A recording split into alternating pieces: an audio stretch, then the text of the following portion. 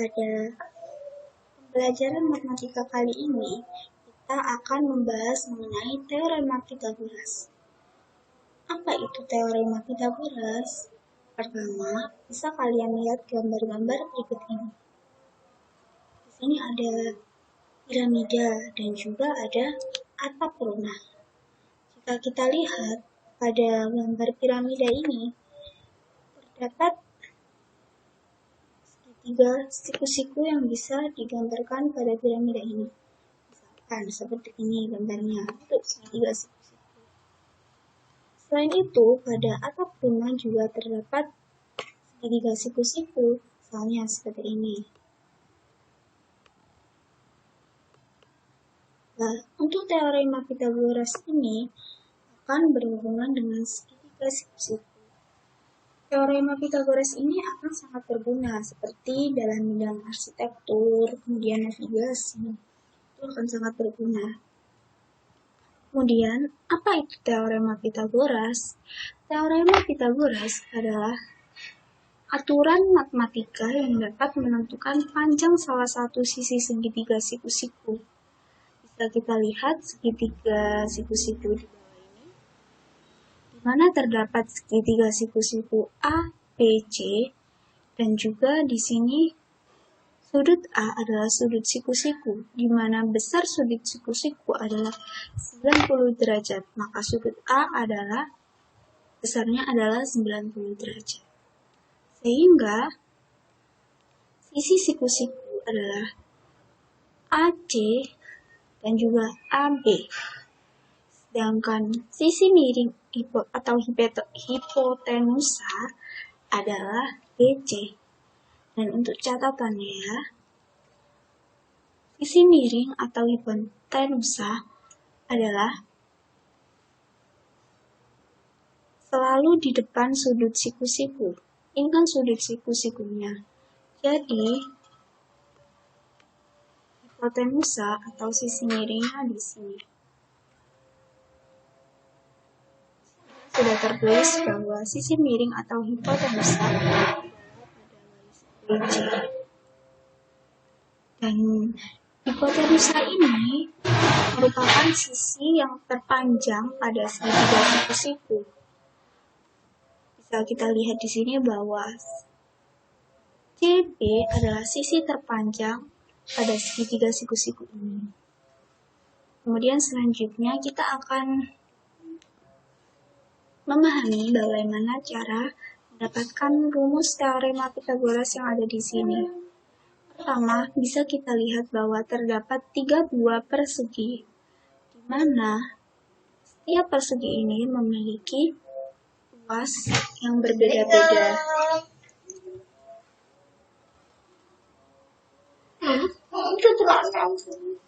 Kemudian, pada sisi ini bisa kita lihat bahwa ini adalah sisi yang terpanjang, atau bisa dikatakan bahwa sisi ini adalah hipotenusanya. Kemudian, ini adalah persegi dengan luas terkecil, sedangkan ini adalah persegi dengan luas terbesar. Bisa kita lihat ilustrasi sebagai berikut.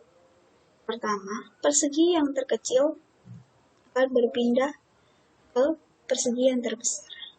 Kemudian di persegi yang ini, jika dipecah-pecah, maka dapat mengisi semua kekosongan yang ada pada persegi yang terbesar di sini. Kita lihat perpindahannya. Sehingga dapat disimpulkan bahwa sisi miring atau hipotenusa adalah penjumlahan dari sisi-sisi lainnya, di mana saat persegi yang ini dan yang ini dipindahkan ke persegi yang terbesar, maka dapat mengisi persegi yang terbesar ini, sehingga didapatkan rumus. Misalkan ini tadi segitiga ABC, di mana BC adalah hipotenusanya atau sisi yang terpanjangnya, karena BC adalah terletak di depan sudut siku-siku, di mana sudut siku-sikunya adalah sudut A, sehingga hipotenusanya adalah CB atau BC. Sehingga di sini didapatkan rumus yang pertama untuk menentukan sisi terpanjangnya, yaitu BC sama dengan BC kuadrat sama dengan AB kuadrat ditambah AC kuadrat. Jadi untuk menentukan hipotenusnya yang ada di sini bisa menjumlahkan panjang sisi AB kuadrat dan juga panjang sisi AC kuadrat, atau juga dapat dituliskan dengan BC sama dengan akar dari AB kuadrat dan juga ditambahkan dengan AC kuadrat. Sedangkan untuk AB dan juga AC untuk mencari panjang sisinya bisa dikurangkan dengan cara mengurangkan CB dengan, misalkan ingin mencari AB, maka CB ini dikuadratkan kemudian dikurangkan dengan AC, atau juga dapat dituliskan dengan AB sama dengan akar dari BC kuadrat dikurangi AC kuadrat. Setelah itu, untuk menentukan AC juga sama seperti menentukan AB, yaitu dengan AC kuadrat. AC ini dikuadratkan, kemudian kita mengurangkan BC kuadrat ini dengan AB kuadrat, atau juga dapat dengan AC sama dengan akar dari BC kuadrat dikurangi AB kuadrat. Setelah itu untuk contoh soalnya, yang pertama di sini terdapat segitiga siku-siku, di mana siku-sikunya ada di sebelah sini, kemudian terdapat sisi yang belum diketahui panjangnya, yaitu di sini adalah hipotenusanya, karena sisi ini adalah berhadapan dengan sudut siku-siku, dan dimisalkan di sini adalah sisi A, kemudian dimisalkan dengan B dan C, maka A kuadrat sama dengan B kuadrat plus C kuadrat. Kemudian A kuadrat di sini dimisalkan yang B adalah yang 12 cm, yang C adalah 5 cm. Maka A kuadrat sama dengan 12 kuadrat ditambah 5 kuadrat. 12 kuadrat kan 144 dan 5 kuadrat kan 25. Maka dijumlahkan menjadi 169. Nah, jika di sini ada kuadrat, jika dikalikan dengan akar maka akan habis. Jika di sini dikalikan dengan akar, maka di ruas kanan pun juga harus dikalikan dengan akar. Maka didapatkan A sama dengan akar dari 169. Akar dari 169 adalah 13. Tadi kan kita bisa mencari sisi A ini dengan dua rumus. Kita sudah mencari dengan A kuadrat sama dengan B kuadrat plus C kuadrat. Dan sekarang kita akan mencarinya dengan menggunakan rumus A sama dengan akar dari B kuadrat plus C kuadrat. Dimana tadi ininya adalah 12 dimasukkan, juga 5-nya adalah yang C, maka didapatkan 12 kuadrat ditambah 5 kuadrat ini diakarkan. Maka A sama dengan akar dari 144 ditambah 25. 144 ditambah 25 adalah 169. Setelah itu akar dari 169 adalah 13. Jadi dapatkan hasil yang sama. Setelah itu ke contoh soal berikutnya, di mana di sini ada segitiga ABC, siku-siku di depan B dengan panjang AC sama dengan 40 cm dan BC sama dengan 24 cm, di mana titik D terletak pada AB. Titik D-nya. Kemudian CD adalah dengan panjang 25 cm. Dan di sini kita disuruh untuk menentukan panjang dari AD. Bisa kita lihat segitiga ABC. Di sini tadi diketahui bahwa AC sama dengan 40 cm dan juga BC sama dengan 24 cm. Maka kita cari terlebih dahulu AB-nya agar nanti bisa menemukan AD. Dimana kita menggunakan AB ini, AB sama dengan AC kuadrat, akar dari AC kuadrat dikurangi BC kuadrat. Karena kita menggunakan pengurangan karena sisi ini bukan sisi terpanjang atau hipotenusa. Jadi kita kurangkan hipotenusanya dengan sisi CB. Di sini kan AC-nya kan 40 cm. Kemudian BC-nya kan 24 cm.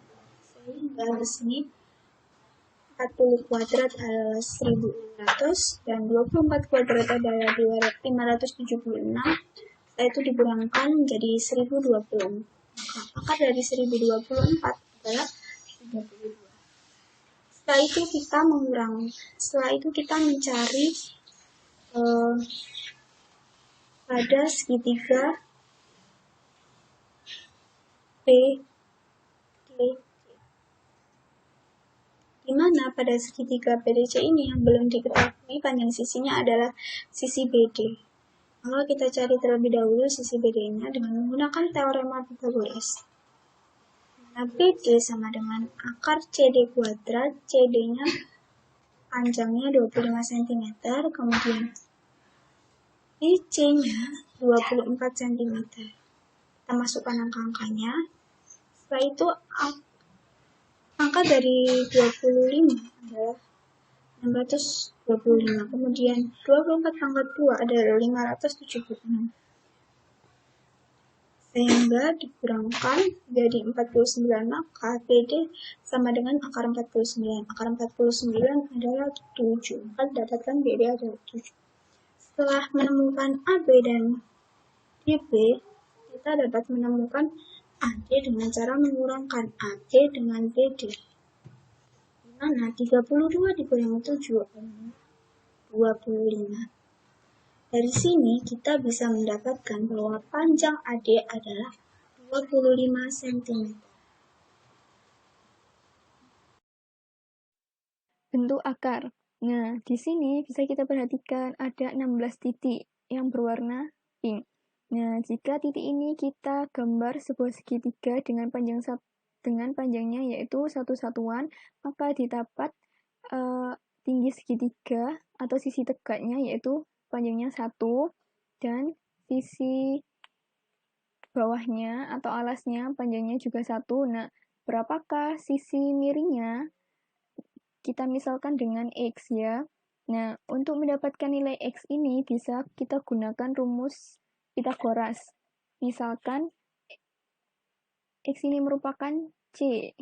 Nah, dan sisi alasnya itu A dan sisi tegaknya yaitu B. Maka bisa kita gunakan rumus C kuadrat sama dengan A kuadrat ditambah B kuadrat. Nah, C kita ganti dengan X karena di sini nilainya X. Didapat X kuadrat sama dengan nilai A yaitu 1 kuadrat dan nilai B yaitu 1 ditambah 1 kuadrat. 1 kuadrat hasilnya yaitu 1. Sehingga 1 kuadrat sama dengan 1 ditambah 1 kuadrat sama dengan 1. 1 ditambah 1 hasilnya 2. Nah, untuk mendapatkan nilai X itu sendiri, maka kita akarkan hasil tadi, sehingga didapat X sama dengan akar 2. Nah, Nah, setelah itu di sebelah kanannya kita mempunyai 36 titik yang berwarna pink. Ya. Nah, misalkan kita juga tarik garis titik dari titik sebelah kanan pojok atas sampai titik sebelah kanan pojok bagian bawah. Kita tarik garis. Maka, berapakah panjang dari segitiga ini? Kita hitung ya. 1, 2, 3, 4, 5. Nah, tinggi dari segitiga besar ini adalah 5 satuan. Begitupun juga sisi alasnya, yaitu 1, 2, 3, 4, 5. 5 satuan. Nah, berapakah sisi miringnya? Untuk mendapatkan sisi miring, kita bisa gunakan rumus Pythagoras seperti pada segitiga kecil tadi. Ya kan? Misalkan ini adalah C, dan ini bagian bawahnya adalah A, dan ini merupakan B. Maka kita masukkan, kita tulis dulu rumusnya. C kuadrat sama dengan A kuadrat ditambah B kuadrat. Nah, C bernilai Y, maka kita ganti huruf C di sini dengan Y. Berarti Y kuadrat sama dengan A berapa? A kan 5. Berarti kita ganti 5 kuadrat ditambah B juga 5. 5 kuadrat. Nah, 5 kuadrat itu nilainya 25. 5 kuadrat itu sama dengan 5 dikali 5. Nah, 5 kali 5 hasilnya 25. Berarti 5 kuadrat sama dengan 25 ditambah 5 kuadrat sama dengan 25. Nah, untuk mendapatkan nilai Y itu sendiri, kita akarkan hasil 25 ditambah 25 tadi. Karena 25 ditambah 25 hasilnya 50, maka nilai Y sama dengan akar 50.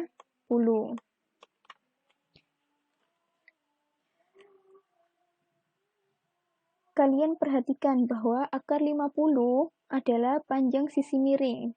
Panjang sisi miring ini segitiga siku-siku dengan kedua sisi siku-sikunya adalah 5 satuan, ya kan? Nah, kalian dapat menggunakan konsep tentang akar ini sebagai konsep untuk menyederhanakan suatu bentuk akar. Nah, kalian perhatikan dua kasus ini. Di sini ada segitiga kecil dan di sini ada segitiga besar. Perhatikan pada segitiga besar. Pada segitiga besar, untuk membangun segitiga besar ini, kita membutuhkan 5 ruas garis yang panjangnya akar 2. Ya kan? Sehingga bisa kita tulis di sini Y sama dengan 5 dikali akar 2. Nah, ini merupakan bentuk sederhana dari akar 50.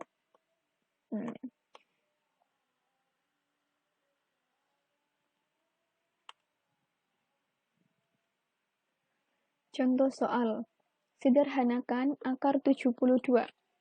Penyelesaiannya, cara yang bisa digunakan untuk menyederhanakan adalah dengan mencari akar faktor yang berupa bilangan kuadrat sempurna.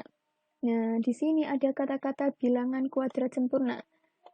Bilangan kuadrat sempurna adalah suatu bilangan yang jika diakar hasilnya berupa bilangan asli.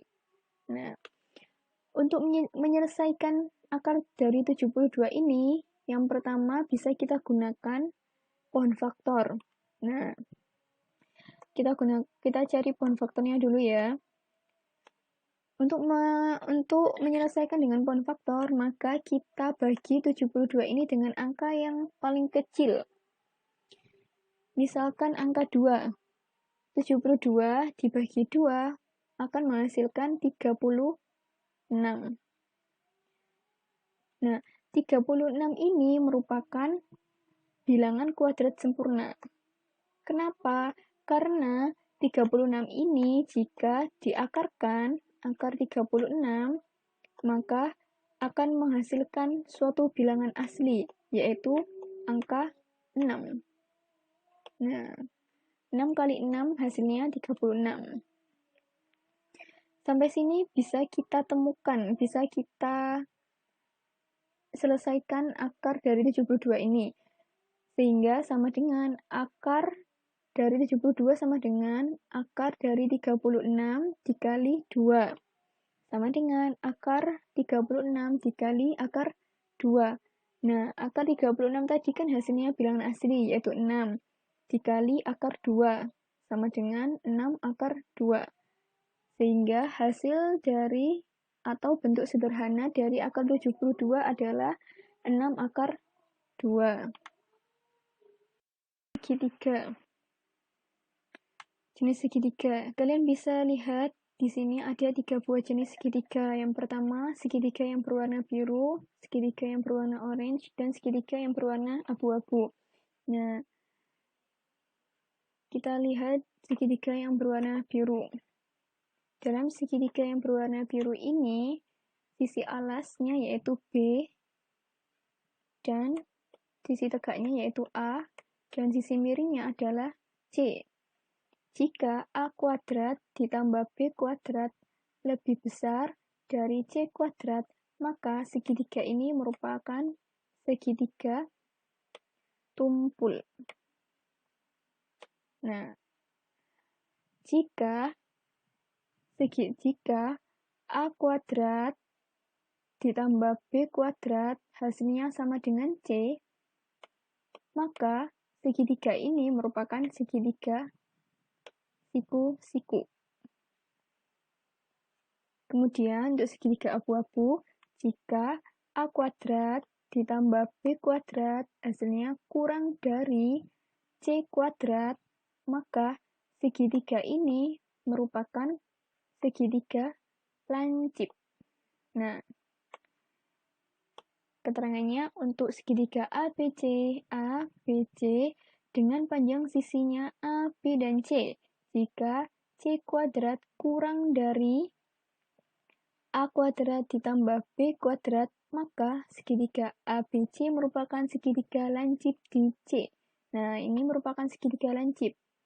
Dengan syarat A kuadrat ditambah B kuadrat lebih besar C kuadrat, atau C kuadrat kurang dari A kuadrat ditambah B kuadrat.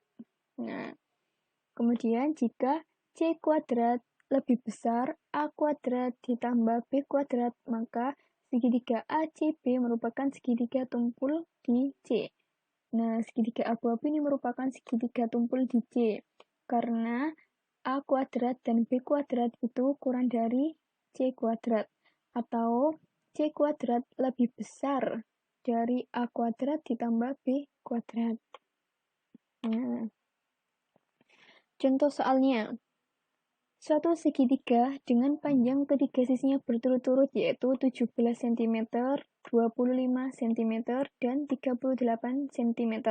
Apakah segitiga yang dimaksud adalah segitiga siku-siku? Nah, untuk penyelesaiannya, misalkan panjang sisi yang terpanjang dari segitiga tersebut adalah C, maka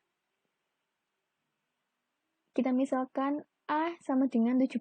Nah, ini A 17 dan B sama dengan 25. Nah, di ketiga sisi ini yang terpanjang kan 38, sehingga 38 kita misalkan C.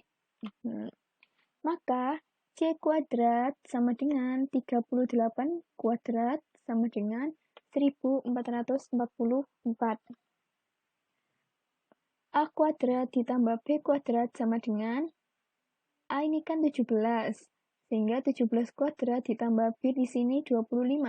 25 kuadrat sama dengan 17 kuadrat hasilnya 289, dan 25 kuadrat hasilnya 625. 289 ditambah 625 sama dengan 914.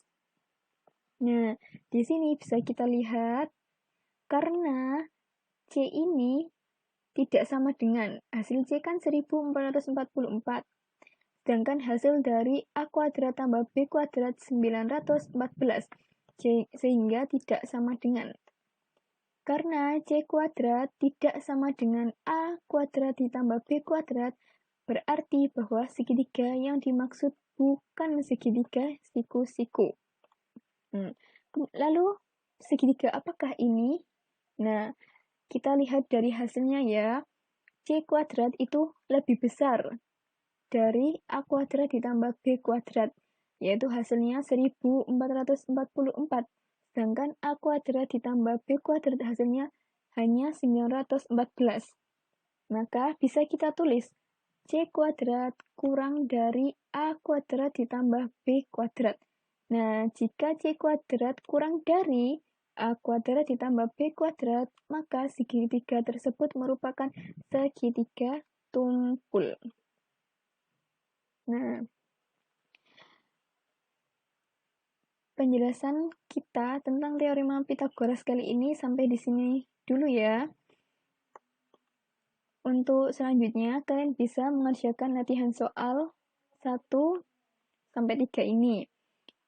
Apabila ada yang kurang paham atau kurang jelas, bisa kalian tanyakan ya. Wassalamualaikum warahmatullahi wabarakatuh.